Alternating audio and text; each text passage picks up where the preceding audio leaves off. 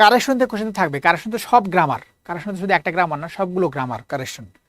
তো যেমন আছে কারেকশন কি কি থাকবে কারেকশন, সেটা বলে দিয়েছে পেয়েছি বিশেষ পরীক্ষার জন্য, সিলেবাসে বলা আছে টেন্স থেকে, ভার্ব থেকে, প্রিপোজিশন থেকে, ডিটারমাইনার থেকে, জেন্ডার, নাম্বার, সাবজেক্ট এগ্রিমেন্ট, এগুলো থেকে কারেকশন থাকবে।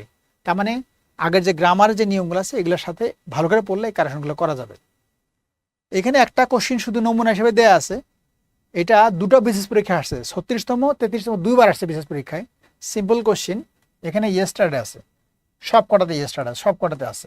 কারেকশনে খেয়াল করতে হবে সব প্রায় একই থাকবে, কোনো না কোনো জায়গায় একটা দুটো শব্দের মধ্যে একটা খেলা হবে।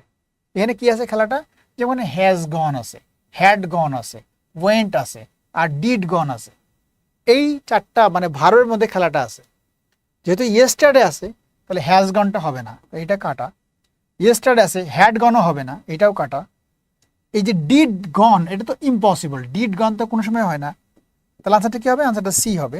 এই যে ইয়েস্টারডে হি ওয়েন্ট, ইয়েস্টারডে থাকলে ভার্বটা কি হয়, পাস্ট ফর্ম হয়, তাহলে গোর পাস্ট ফর্মটা কি, ওয়েন্ট, দ্যাটস ওয়াই হবে এটা আনসারটা সি।